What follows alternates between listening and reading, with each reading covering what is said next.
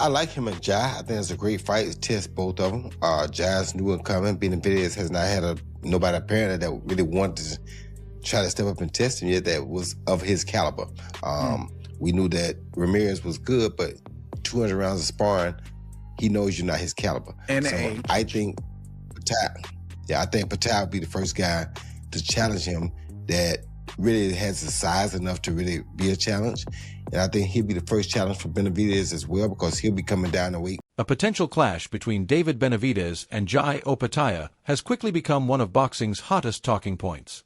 Both fighters are recognized for their relentless pressure, tremendous punching power, and fearless attacking styles, leaving fans and analysts split over who would come out on top if this blockbuster matchup ever takes place. Like to see is Benavidez and Opetaia at 200 pounds. To me, that has supplanted Beterbiev as the fight to see because that's really where Benavidez belongs. It doesn't have to be a catch weight. Those are the two best guys in the division. That would be Benavidez's real first title shot at a Ring magazine. Offering his breakdown, Timothy Bradley explained that Jai Opetaia's footwork and technical ability could create problems for David Benavidez during the early rounds.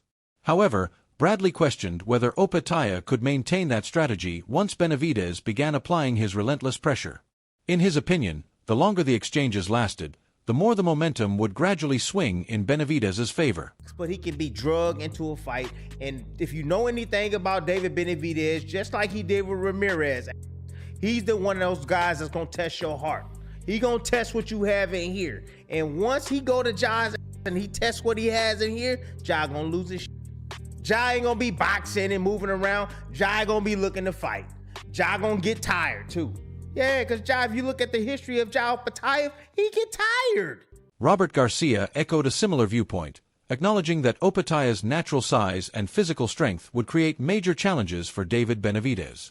Even so, Garcia felt Benavidez's constant attacks to the body and his high-volume combinations would slowly wear the bigger fighter down before eventually allowing him to take over the contest. Yes, I agree. But even then, if he has his hand over Benavidez, Benavidez is gonna throw those 20-punch combinations to the body, and that's it. It's over. Stephen Edwards described Jai Opetaia as one of the most complete fighters in boxing today. He praised the Australian's athleticism, physical strength, and impressive size while also emphasizing the composure he displays under pressure. According to Edwards, Opetaia's calm mindset makes him a dangerous challenge for any elite-level opponent. He's twitchy, he's fast, and he's explosive. And David gonna have to be careful. That ball hits you with a left hand, he can knock you out. And he's a southpaw, so he'll have some built-in advantages. He's just it's not a skill thing. He's a different level athlete than what El Zurdo is. And he's young, and he's mean, and he's gonna be fighting hard. I think David might know a little bit too much for him. I think he might be a little bit too skillful for him and be a little bit too slick.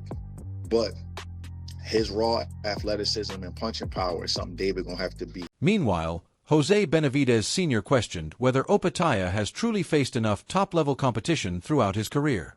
He believes the Australian still has more to prove before being fully recognized among boxing's elite. Even with that opinion, he welcomed the matchup and viewed it as a difficult but favorable challenge for his team. You know what? I think he's a great fighter. I met him at a fight. I want to give a big shout out to Opetaia. I think he's a great fighter. He's doing well, but I think he still needs the experience, you know? His last fight, I think he held back. He looked a little bit tired. He was struggling in there. He did win the fight to me, and he did win pretty much all the rounds.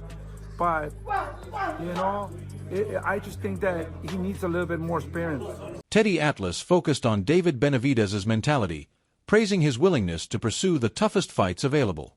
Atlas said Benavidez possesses uncommon confidence and ambition, pointing to his move up in weight and his desire to face elite opposition as evidence that he constantly looks to test himself against the very best. I always loved him because of his attitude on top of that he'll fight anyone, old school. You know, he puts his money where his mouth is. He wanted to fight Canelo, he's ready to fight Canelo. You know, he didn't get that, then, you know, he goes up to light heavyweight and he wins the title there. And then he goes up to cruiserweight. He'll take fights that, at least on paper, are risky fights that a lot of people wouldn't take. and he'll take him. He puts his money where his mouth is. He has the true confidence that you want in a champion. He believes in himself that he can beat anybody. And he shows it. And he's willing to make fights that can really leave him a great legacy by having that. Mike Coppinger also favored David Benavidez in a potential showdown with Opetaia.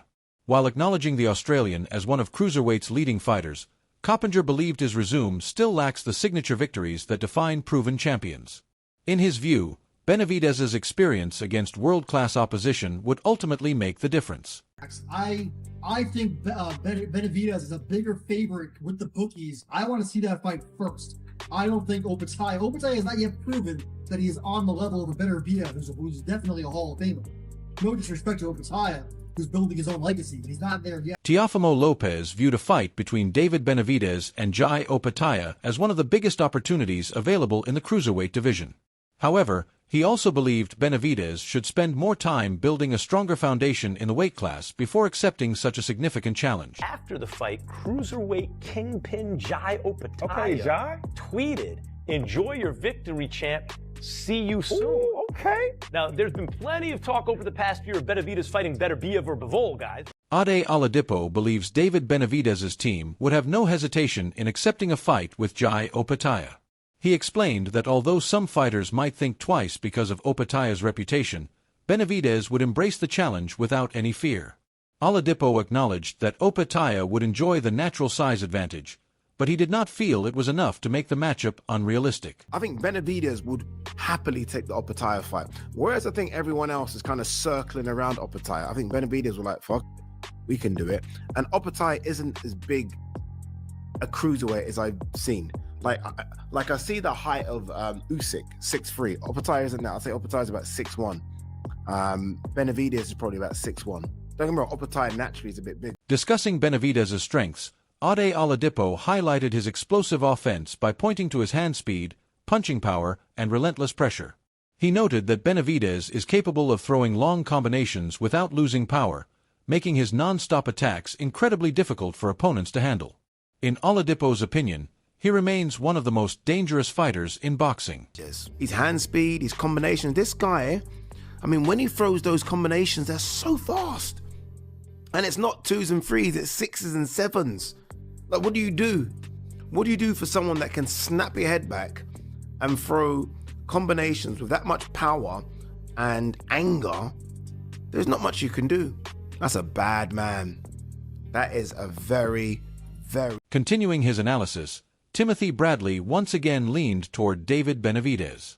He believes Benavidez's physical style and relentless pressure would drag Opetaia into a grueling battle. Bradley expects Benavidez's non-stop pace to become increasingly effective as the fight progresses, particularly if the action remains at close range. David Benavidez beat Jai Opetaia. Hell yeah, he beat Opetaia. Oh, I'ma double down. He gonna beat Opetaia. I double down on that one. He gonna beat Opetaia. See, Opetaia got good feet. Yeah, he can box, but he can be drugged into a fight. And if you know anything about David Benavidez, just like he did with Ramirez, he's the one of those guys that's gonna test your heart.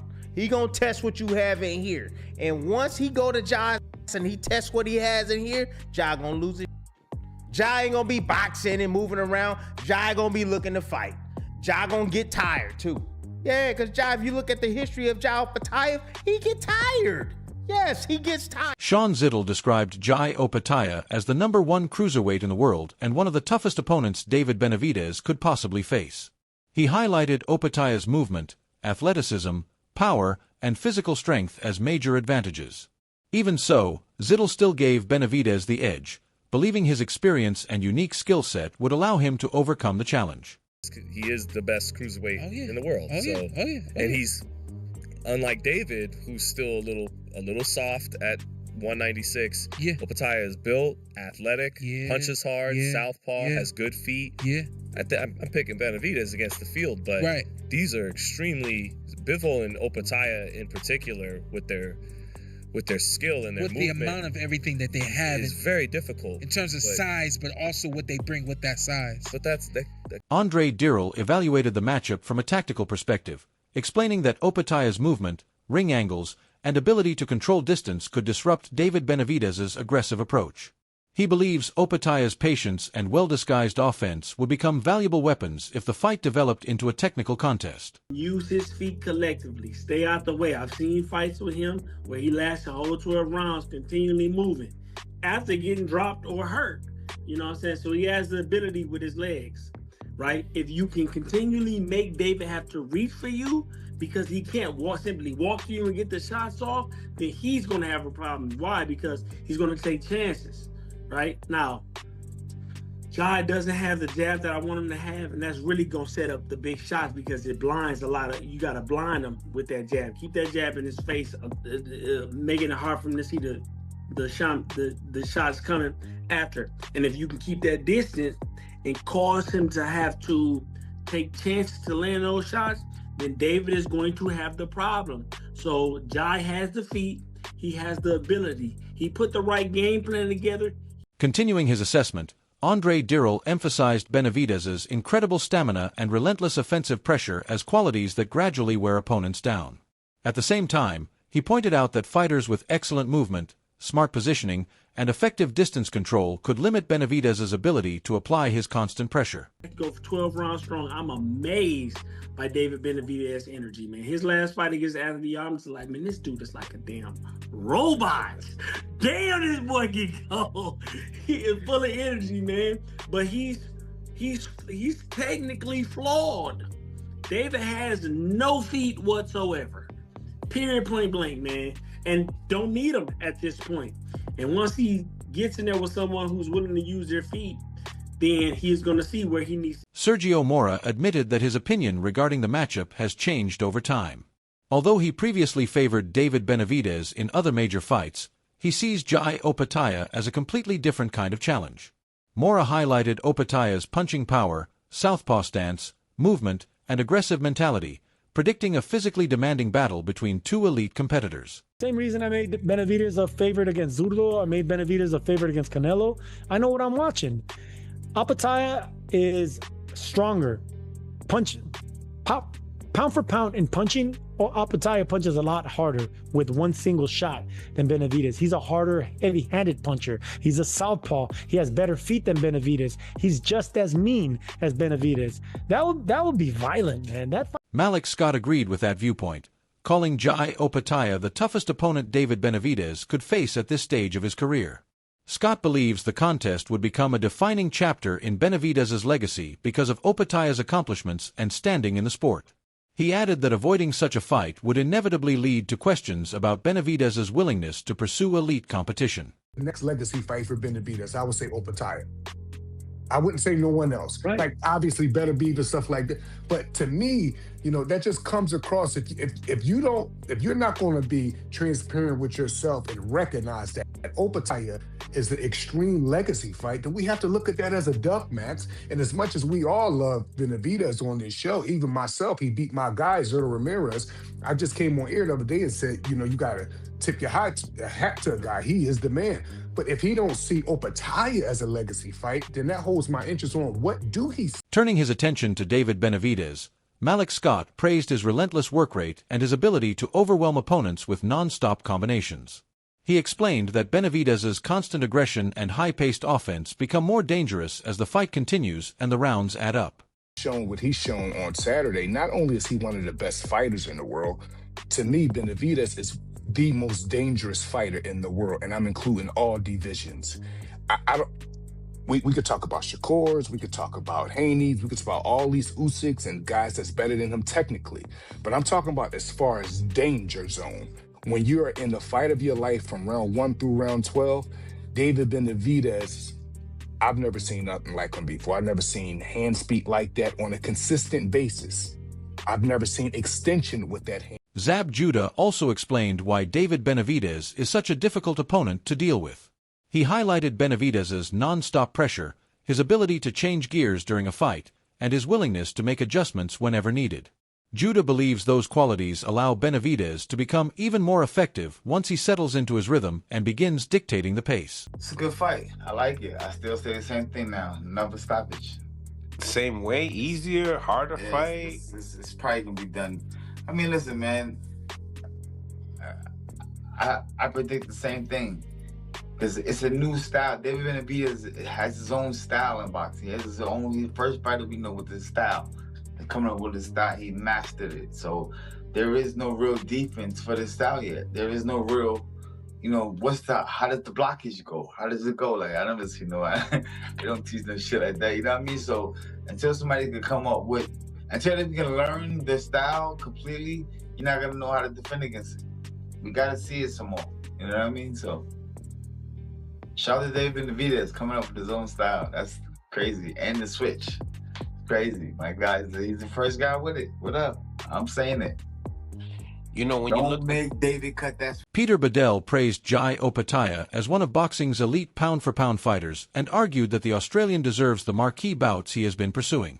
However, Bedell warned that without those opportunities, Opetaia's career could begin to lose momentum. He pointed out that joining Tasman fighters in Saudi-backed events has secured Opetaia financially, but also led to him giving up his world titles. In Bedell's opinion, the responsibility now falls on his promoters to deliver the major fights that will define the prime of his career. quite a sad state of affairs, isn't it, for Jai? I mean, we love Jai Opetaia. I love him as a boxer. I want to see him get the big fights. He needs the big fights. He deserves the big fights. He's one of the best pound-for-pound talents we've got right now, but he's withering on the vine. And look, at the end of the day, he made a philosophical, strategic, tactical decision to go with Zuffa. It's going to set him up for life. I mean, he's already had some good paydays, but at the end of the day, he's also lost his belts, and now the pressure's on Tasman. Former world champion Anthony Mundine urged David Benavidez to make Jai Opetaia his next opponent, saying the cruiserweight division needs a fight that will clearly determine its true king.